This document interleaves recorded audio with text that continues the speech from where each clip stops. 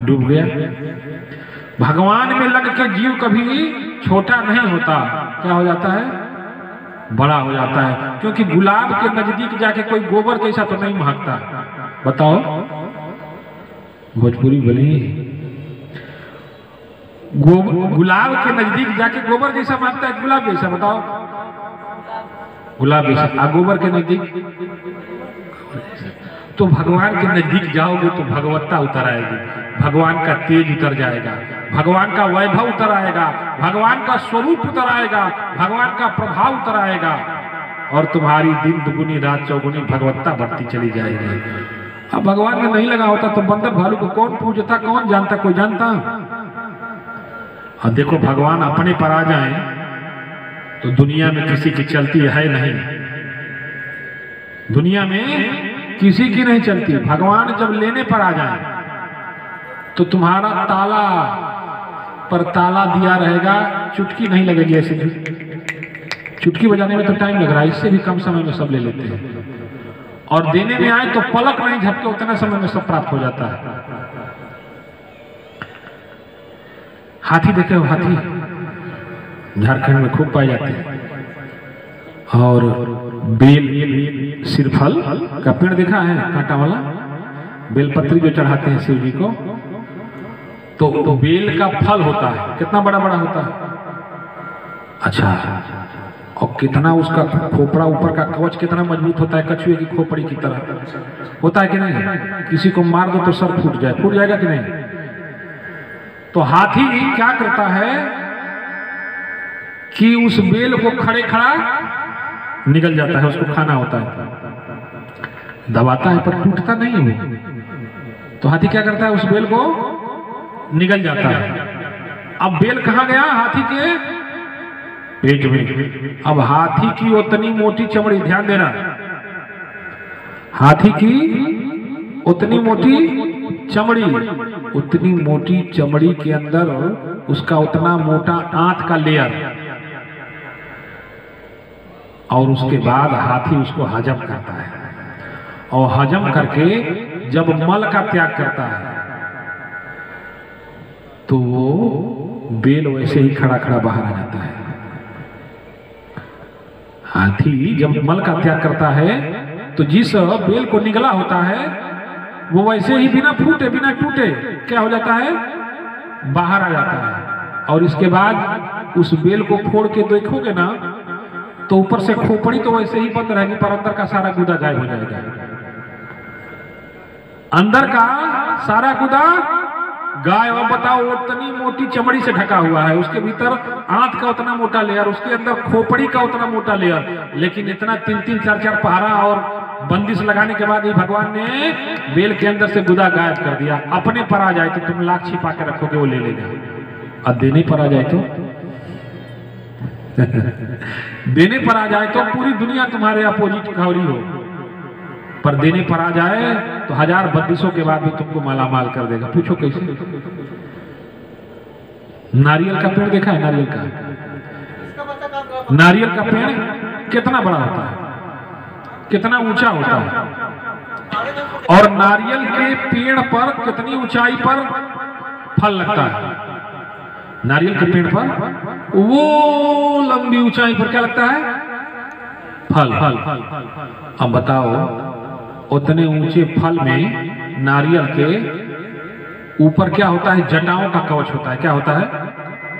होता है ना, वो नारियल में जटाओं का कवच है, और जटाओं के नीचे फिर खोपड़ी का कवच होता है कि नहीं? ऊपर सबसे ऊपर 3 लेयर देखो, जटाओं का कवच, फिर खोपड़ी का लेयर है ना, और फिर उसके बाद गुदा का लेयर। कितना है? जटाओं का लेयर, फिर खोपड़ी का लेयर, फिर गुदा का लेयर, और उसके भीतर नारियल में पानी कौन भर देता है? उतना ऊंचाई पर, उतना पहरा देने के बाद भी, उतना बंदिश लगाने के बाद भी उस नारियल के अंदर पानी कौन भर देता है? तो भगवान जब देने पर आ जाए तो लाख पहरे बैठाओगे पर तुमको मालामाल कर देगा, और लेने पर आ जाए तो लाख चालाकी लगाओ, लाख बचाने की कोशिश करो, सब बर्बाद हो जाएगा।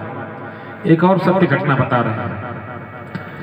एक बार एक पंडित जी बहुत संपन्न थे। ये घटना उत्तर प्रदेश की है। उत्तर प्रदेश में गाजीपुर एक जिला पड़ता है, उसके अंदर एक रेवतीपुर गांव है। सत्य घटना है। तो नर्मदेश्वर राय उनका नाम था। क्या नाम था? हाँ, तो उस जमाने में बहुत संपन्न थे और लक्ष्मी नारायण भगवान के बहुत उपासक थे। तो लक्ष्मी जी ने उनको एक दिन स्वप्न दिया कि बेटा, हम 3 पीढ़ी से तुम्हारे पास रह रहे थे, पर अब समय पूरा हो गया है, अब हम तुमको छोड़ के दूसरे के यहाँ जाएंगे और ज्यादा दिन के लिए नहीं जाएंगे। अब 40 वर्ष तुम्हारे पास हम नहीं रहेंगे। तो आंख खुली उठ के बैठ गए। अब घबराने लगे कि भाई लक्ष्मी जी स्वप्न में देखी। फिर सोचा कि सपना अपना होगा, तो फिर सोए तो फिर वही स्वप्न। उन्होंने कहा बेटा घबराओ नहीं, 40 वर्ष के लिए जा रहे हैं। तो उन्होंने कहा कि हे माँ, हमसे ऐसा क्या अपराध हो गया कि 3 पीढ़ी से हमारे पूर्वजों से तुम हम पर कृपा बनाई थी, हमारे घर में धन संपत्ति की खूब कृपा रही, और अब कह रही हो कि हम जाएंगे तो हम कैसे जिएंगे। तो कहा बेटा, जीने के लिए तो भगवान सब पर आधार देता है, तुमको जिंदा रखेगा, पर मैं जा रहा हूं। तो उन्होंने कहा कि तो बताओ माँ कहाँ जाओगी। तो कहा कि ये यहाँ से बगल में एक गांव है गहमर, रेवतीपुर के बगल में क्या गांव है? गहमर। और वहाँ सरजू नाम का एक बढ़ई है। क्या है? बढ़ई जानते हो ना, लकड़ी का काम करने वाला, उसी के पास जाएगा। तो ठीक, अब ये सुन लिया बात। अब उन्होंने क्या किया नर्मदेश्वर राय ने कि उनके घर में जितना सोना चांदी था ना, तो पहले लोग मिट्टी वाला खपरेल वाला घर होता था और लकड़ी का बड़ा बड़ा खंभा होता था, मोटा मोटा। तो लकड़ी के खंभे को क्या किया, अंदर से खाली करा दिया और खाली करा करके उसमें सारी संपत्ति भर दी और भर के आगे जो बरामदा बनता है उस बरामदे में उसको सील बंद करा दिया, जाम करा दिया। अब देखे तो कैसे, अब मोटे मोटे लोहे के जंजीरों से उस खंभे को बनवा के जमीन में जाम करा दिया। अब फिर रात को माँ ने स्वप्न दिखाया है कि बेटा, हमने तुमको सत्य बता दिया तो तुम हमको बेड़ी में बांधने चले हो। अरे हम बेड़ी हमको नहीं बांध सकती, जब इच्छा है हमारी जाने की तो जाएंगे। तो उन्होंने कहा कि ठीक। इन्होंने अपना जो युक्ति था वो लगाया। अब आ गया बरसात का मौसम, आ गई बाढ़, और बाढ़ आई तो गांव तक पानी चला गया। इतना गया कि इनका मकान बरामदा ध्वंस। और बाढ़ का पानी कितना तेजी से बहता है, वो सब 6 के 6 खंभे थे, सब खंभे बह गए और कुछ नहीं बहा। क्या बह गया? उनका खंभा सब बह गया, मिट्टी पलित घर हो गया। अब तो इनको पता था ही कि हाँ तो सब चला गया, माँ ने पहले बता ही दिया था। अब क्या करें? पर मन ही मन कोसने लगे कि हे माँ, हमसे क्या ऐसा अपराध पड़ा।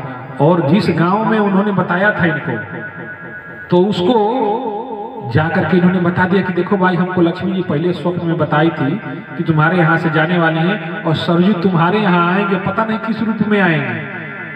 7 खंभे थे, उसमें हमने हीरे जवाहरात भरे हैं। अब वो हमारे यहाँ से तो बाढ़ में बह गया, पता नहीं कहाँ गया, पर उन्होंने कहा है कि तुम्हारे पास आएगी। तो कहा कि अरे माई बाप, अब कृपा हो जाए तो बहुत अच्छी बात है। तो सरजू जो बढ़ई था, उसके दरवाजे पर एक बहुत बड़ी गढ़ई थी। क्या थी? गढ़ई समझ रहे हो ना, जलकुंभी वलकुंभी से लगी हुई, उसी में बह के वो खंभा आ गया था, वो उसी की गढ़ई थी। तो अब जैसे जैसे बरसात खत्म होने लगा तो वो गढ़ई में अंदर गया, तो पता चला कि इसमें तो कुछ है। तो देखा तो खंभा, तो निकाला, खिंचवा के निकाल करके ले आया। तो सच में वो 7 खंभे थे। तो वो डर गया, तो जा करके राय साहब के यहाँ फिर सूचना दिया कि खंभा हमारे यहाँ है, आप चाहे तो अपनी संपत्ति ले जा सकते हैं। तो उस रात को लक्ष्मी जी ने स्वप्न दिखाया कि खबरदार, अगर अब लालच में पड़े ना तो तुम्हारा लोचा हो जाएगा, आप चक्कर में मत पड़ना। तो उन्होंने उसको क्या किया, लिया नहीं। अब ये बहुत प्रसन्न हुआ, मकान वकान बनवाया बढ़िया और खूब बड़ा भंडारा किया। और सबसे ज्यादा आमंत्रित किसको किया? नर्मदेश्वर राय को, क्योंकि उन्हीं की कृपा से हुआ था, उन्हीं के घर से लक्ष्मी जी आई थी। तो उनको क्या किया? आमंत्रित किया।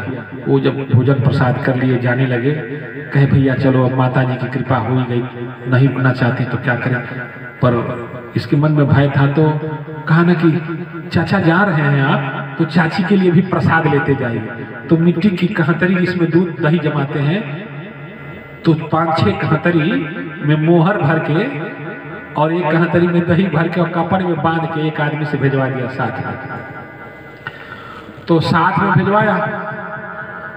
तो अब वो जब चलने लगे तो उनके मन में आया कि यार इतना लोग यहाँ खा रहे हैं और इसको हमारी इतना चिंता थी कि दही भिजवाया है, तो दही की चिंता है, भिजवा रहा है ये, हमारे यहाँ तो बहुत सारे पशु हैं, दूध दही मिल ही जाएगा।